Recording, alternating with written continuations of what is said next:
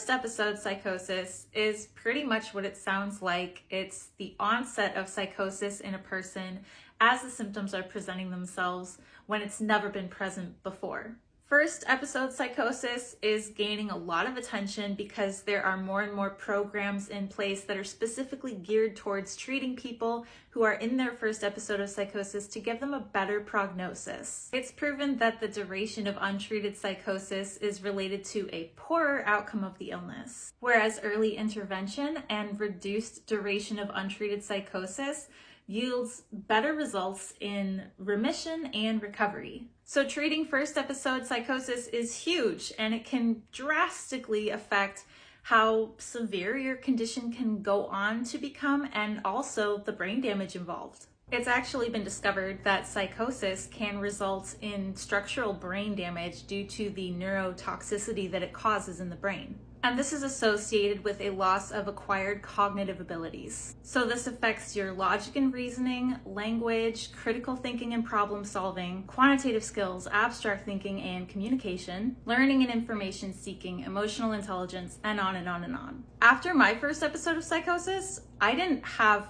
any of those problems. But after more and more episodes that got worse and worse and worse, I have terrible cognitive abilities, and I've lost a lot of ability that I'll just never get back. So treating first episode psychosis is huge. You can prevent so much more than just further psychotic episodes. You can prevent structural brain damage because it does cause structural brain damage, and that's important to know. If you can intervene as early as possible, you could be having so much more than you even realize. So if you see the signs or symptoms in yourself or a loved one, it's very, very important to get help as soon as possible because you could be saving your life.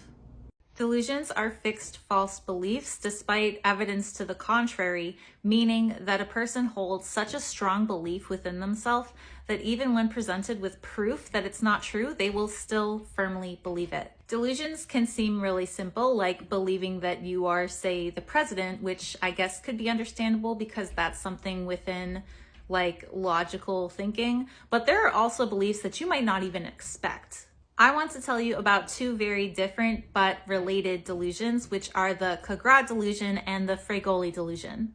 The Cagrat delusion is a belief that a person has been replaced by an identical imposter. So basically, you would have a relative or a friend or someone close to you that you would think was another person in their body. I had this belief a lot, and according to my sister, one of the nicest things I ever said to her in psychosis was, "I like this version of you today." I couldn't trust people because I didn't believe that they were actually who they were, and I didn't always know who they were, but sometimes I would think that they were like a spy or some kind of an android. I thought people were androids a lot, and they would have the appearance of the person that I knew and loved, but I did not believe that it was them. On the contrary, the Fregoli delusion is a delusion that different people are the same person in a different disguise. I had this a lot. For instance, I had a long distance boyfriend during one of my psychotic episodes who lived over 1,000 miles away. And I used to think that the other people in the hospital with me, men and women, nurses and patients, were actually him visiting me.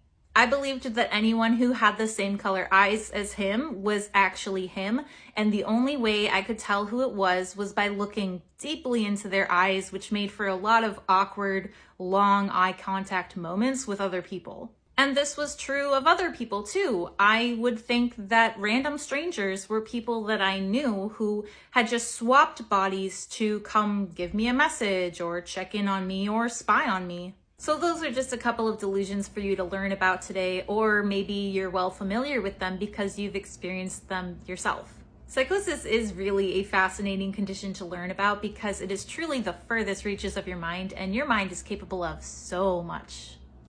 Bipolar disorder is a mood disorder that features extreme shifts in mood between mania and depression, mania being extreme highs and depression being extreme lows. Mania symptoms include an elevated mood, high energy, racing thoughts and speech, an increased sense of self, and becoming easily agitated. Depressive symptoms include apathy, hopelessness, a lack of interest in pleasures or activities, poor sleep, whether due to excessive sleep or insomnia, and thoughts of suicide. There are two types of bipolar disorder, types 1 and 2, and bipolar disorder type 1 is heavily emphasized on mania, while type 2 is more on the depressive side with less severe mania called hypomania. With both of these types of bipolar disorder, a person can experience psychosis.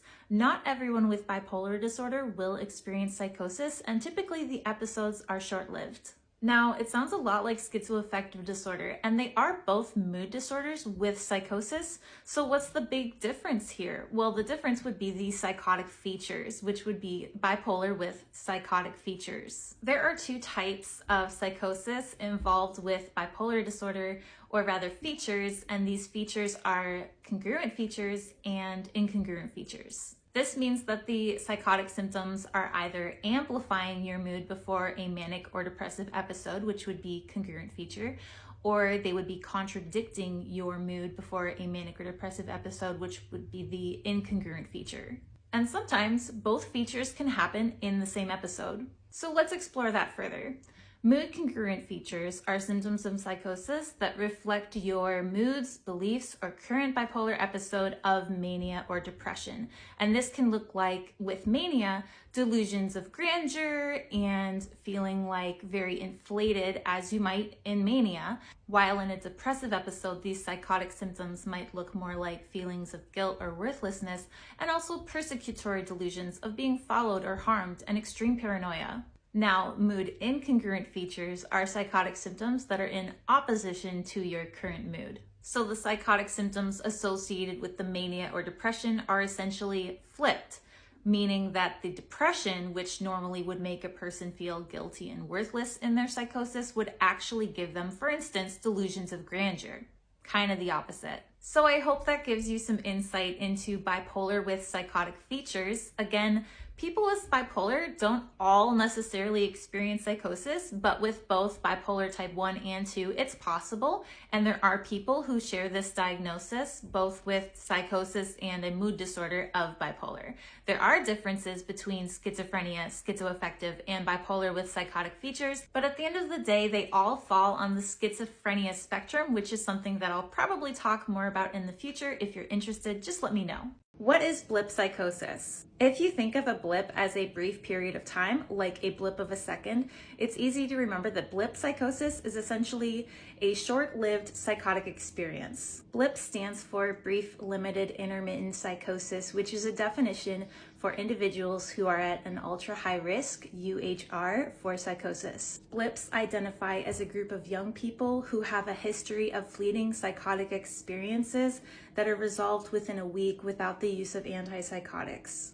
Under the UHR paradigm, blips are not considered psychotic and do not receive a diagnosis of full-blown psychosis, but they are at a higher risk for developing psychosis. Blips only account for 10% of UHR samples, and case identification is difficult because of the fleeting features and small number of blips. There are a lot of these like micropsychosis conditions out there, and I find them very fascinating to learn about because it is a spectrum and there are so many ways to experience psychosis. And while blips are not considered a psychotic disorder, they are still a psychosis experience, and I think that's very valid to understand that no matter the duration of time, when a person experiences psychotic symptoms, it can be very severe and it can be life-altering. To any degree, psychosis is a serious condition and should be taken seriously. And as I said, there are so many ways to experience psychosis. So if you yourself have had blip psychosis and maybe it was confusing to you and you don't know what that was all about, I hope this better explains that. And I hope this better explains and paints a picture for other people just how varied psychosis can be and how all across the board different it can be for different people. And again, your psychosis is valid, all psychosis is valid. So, a lot of people have asked about psychotic depression and the difference between schizoaffective and major depressive disorder with psychotic features. And it's a pretty interesting subject. I honestly had to educate myself a little bit because I didn't know enough, but after doing some learning, I'm here to tell you what I've found. First of all, let's define psychotic depression. You've got depression, which consists of symptoms like suicidal thinking and lethargy and what's the word for that one thing? Apathy, and, you know, general feelings of low and sadness and not thinking well of yourself. And then you have psychosis, which is a break from reality.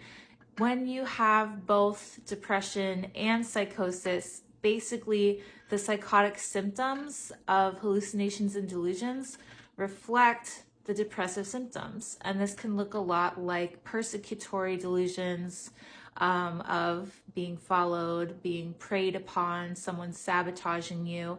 It can look like feeling guilty that maybe you've committed an act that was bad, even if you don't know what that act was. It can feel like having committed a crime that you absolutely did not. Any kind of hallucination that is negative in some way, unlike the hallucinations of, you know, delusions of grandeur, where you think you're hot shit and having like really positive experiences, feeling happy in your episodes. This is a lot darker than that. The psychotic features in major depressive disorder are episodic and only occur in a major depressive episode, while schizophrenia occurs in the absence of any mood disorder. Then you have schizoaffective, which is kind of a mix of both. With schizoaffective, a person would have psychotic episodes in and out of a mood episode. So they will both have symptoms of schizophrenia where there is no mood episode present, and they'll also have these mood episodes with psychotic features. So in the sense with major depressive disorder being a feature of schizoaffective, you would both have the schizophrenia and the major depressive disorder. And there's been a bit of debate as to whether major depressive disorder with psychotic features is its own disorder, its own syndrome, or if it is actually a very severe form of depression. What's interesting is that a family history of schizophrenia is not associated with a higher risk of a person developing psychotic depression. However, psychotic depression does have a relation to bipolar disorder, where people with psychotic depression tend to have a higher risk of developing bipolar disorder than non-psychotic depressive patients. And the treatment that has been found to be most effective for treating psychotic depression is having a combination of an antipsychotic and an antidepressant, whereas before it was found to be treated by an antidepressant alone or an antipsychotic alone, which was proven to be less effective. So there you have it. That's what I learned while looking around for psychotic depression articles. And I really do enjoy educating myself for these videos. Like, you guys would not believe how much I put into this. I'll just show you like a little taste of, this is a month's worth of research I've done. So if you have any more questions that are educational, I really do enjoy looking into this stuff, obviously. So don't be afraid to throw questions at me. I'm always happy to answer them.